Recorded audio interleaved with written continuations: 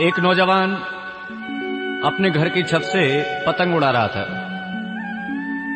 पतंग उड़ाते पतंग की डोरी को छोड़ता गया, पतंग दूर चलती गई। कहते पतंग जंगल की तरफ चली गई। जंगल की तरफ जब पतंग गई तो डोरी टूट गई और पतंग जाकर के जंगल में एक साधु की कुटिया के आगे गिरी। साधु ने इस पतंग को देखा और उठाकर के अपनी कुटिया में रख लिया। ये नौजवान वहां पर गया और जाकर के कहता है कि स्वामी जी महाराज इधर पतंग आई थी। सन्यासी ने कहा बेटे पतंग आई थी। ये नौजवान पूछता है स्वामी जी पतंग कहाँ है? सन्यासी ने कहा बेटे कुटिया में रखी है। ये नौजवान अंदर गया और जाकर के कुटिया से पतंग को निकाल लाया। स्वामी जी महाराज कहते हैं रे तू पतंग भी उड़ा लेता है? ये कहता है हाँ स्वामी जी पतंग जब उड़ा लेता हूं जब कोई नौजवान ताश खेलने को नहीं मिलता। स्वामी जी महाराज कहते हैं तो ताश भी खेल लेता है? ये कहता है हाँ स्वामी जी जब कोई शराब आदि पीने को साथ में नहीं बैठता। कहते हैं तू शराब भी पी लेता? कहता है हाँ स्वामी जी इसलिए जब कोई जुआ खेलने को नहीं मिलता। कहते हैं इसने अपने को अनेकों दुर्गुण गिनाए। स्वामी जी महाराज कहते हैं तुझे परमात्मा ने मानव चोला दिया था कुछ अच्छा बनने के लिए, लेकिन तू बुराइयों में फंसा है, तू मेरे पास बैठ। कहते हैं सन्यासी की बातों का असर हुआ। रे नौजवान सन्यासी के पास बैठने लगा, योग साधना सीख गया। इसको 2-4 महीने जब बीत गए तो कहने लगा स्वामी जी मेरे परिवार भी है, मेरी माँ है, बहन है, भाई है और पत्नी है। मैं अपने घर जाना चाहता हूँ। यहाँ तक कि मेरी माँ तो मेरे बिना रह भी नहीं सकती, पत्नी भी मेरे बिना नहीं रहती, पिताजी मेरे बिना नहीं रहते। मैं जाना चाहता हूँ, उनसे मिलकर के फिर आ जाऊंगा। स्वामी जी महाराज ने इसे समझाया बेटे दुनिया में कोई किसी का नहीं है, माँ बाप पत्नी आदि कोई भी किसी का नहीं है, केवल तू ही अपना कर्म अपने आप भोगेगा। ये कहता है स्वामी जी ऐसे कैसे हो सकता? कहते हैं अगर तुझे विश्वास नहीं तो परीक्षा कर ले। इसको कहा कि तू अपने घर में जाकर के कहना कि मेरी कुछ तबीयत ठीक नहीं है और घर में ये जरूर कह देना अगर मुझे कुछ हो जाए तो मेरे गुरुजी को बुला लेना। मैं वहां पर आऊंगा और आकर के तुझे दिखा दूंगा कि दुनिया में कौन तेरे साथी है। कहते हैं नौजवान स्वामी जी महाराज की बात को मान करके गया और जैसे ही घर पहुंचा तो माँ बहुत खुश हुई, पत्नी बहुत प्रसन्न हुई। पति आया, माँ ने कहा बेटे रोटी खा लो। ये नौजवान कहता है माँ कुछ तबीयत ठीक नहीं है, आज मैं भोजन नहीं करूंगा। इसने कहा नहीं बेटे कुछ तो खाना पड़ेगा। इसने कहा थोड़ी देर में आराम कर लूं। और कहता है मेरी तबीयत कुछ खराब है, अगर ज्यादा खराब हो जाए तो देख लेना। और यहां तक इसने कह दिया कि अगर मेरी कुछ ज्यादा तबीयत गड़बड़ हो तो डॉक्टर को मत बुलाना, मेरे गुरुजी निकट में वहां कुटी पर रहते हैं, गुरुजी को बुला लेना। यह नौजवान इतना कहकर के चारपाई पे एक चादर ओढ़ करके सो गया। कहते हैं थोड़ी देर बाद पत्नी इसको जगाने को पहुंची। इसने जाकर के इसका हाथ लाया, लेकिन ये तो योग साधना जानता था, प्राणायाम खींच लिया। प्राणायाम को खींच करके लेटा रहा। पत्नी ने जैसे ही हाथ उठाया हाथ नीचे गिर गया। इसने जोर जोर से शोर मचाया, माँ देखो ये क्या हो गया। सब परिवार में रोने लगे, इसकी माँ भी रोने लगी और रोते रोते एक बात कहती है पड़ोसियों से, रे एक काम करो मेरे बेटे ने कहा था अगर कुछ हो जाए तो मेरे गुरुजी को बुला लेना, इसके गुरुजी को बुला लो। कहते हैं इसकी माँ के कहने पर गुरुजी को बुलाया। गुरुजी महाराज आए और अपने साथ में 2-3 मीठी पुड़ियां बांध कर ले आए।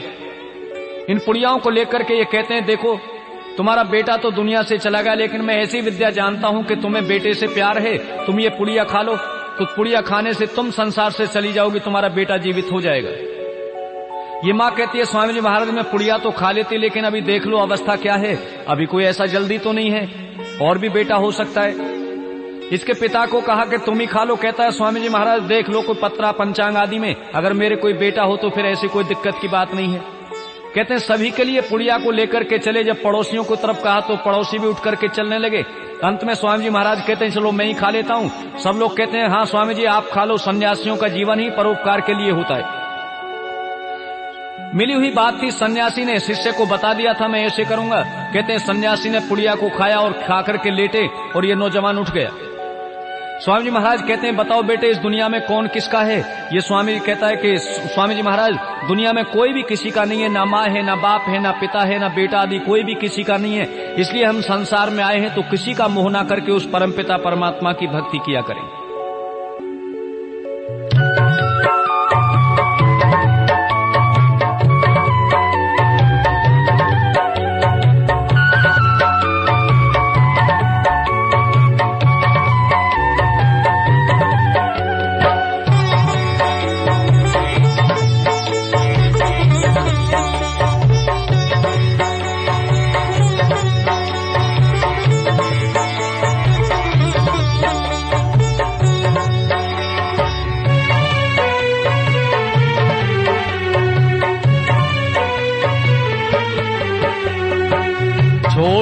कर संसार जब तू जाएगा, कोई न साथी तेरा साथ निभाएगा।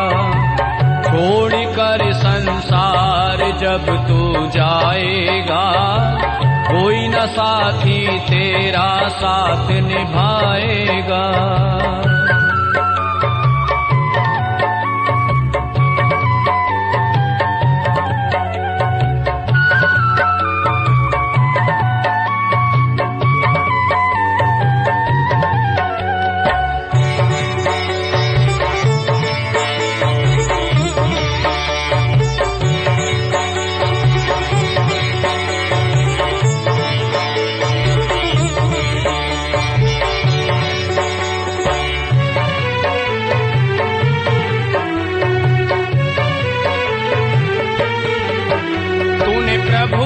भजन किया ना, सत्संग किया न 2 घड़ियां।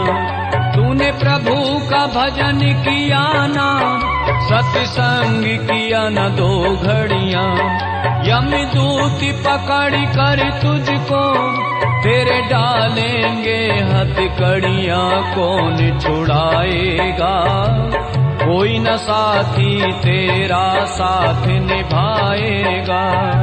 छोड़ कर संसार जब तू जाएगा, कोई न साथी तेरा साथ निभाएगा।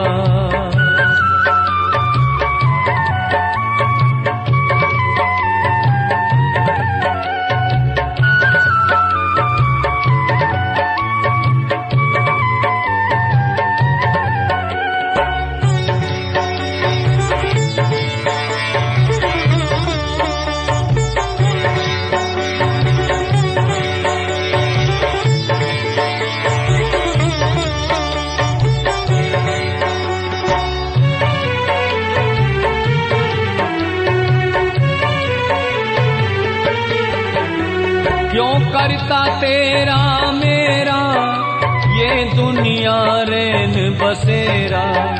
क्यों करता तेरा मेरा ये दुनिया रैन बसेरा। यहाँ कोई न रहने पाता, यह 4 दिनों का डेरा। हंसी उड़ जाएगा, कोई न साथी तेरा साथ निभाएगा। छोड़ कर संसार जब तू जाएगा, कोई न साथी तेरा साथ निभाएगा।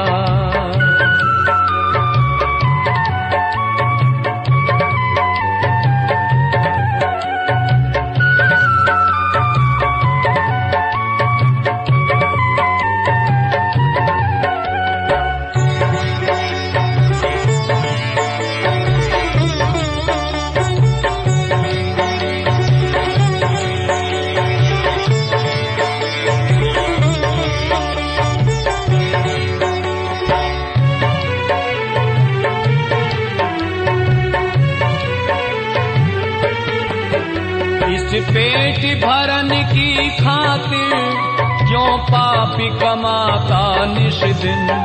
इस पेट भरन की खातिर क्यों पापी कमाता निश दिन। शमशान में लकड़ी रख कर तेरे आग लगेगी, एक दिन खाक हो जाएगा। कोई न साथी तेरा साथ निभाएगा।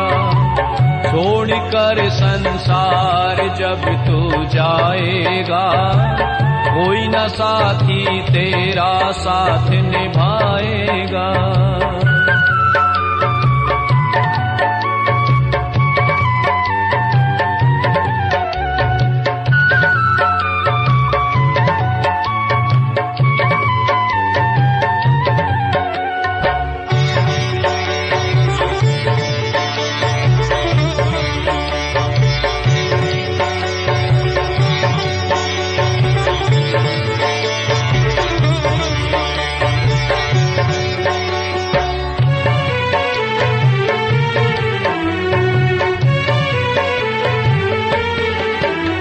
यह सत्संग की गंगा है, तू इसमें लगा ले गोता। यह सत्संग की गंगा है, तू इसमें लगा ले गोता। वरना इस दुनिया से तू जाएगा एक दिन रोता, फिर पछताएगा। कोई न साथी तेरा साथ निभाएगा। छोड़कर संसार जब तू जाएगा, कोई न साथी तेरा साथ निभाएगा।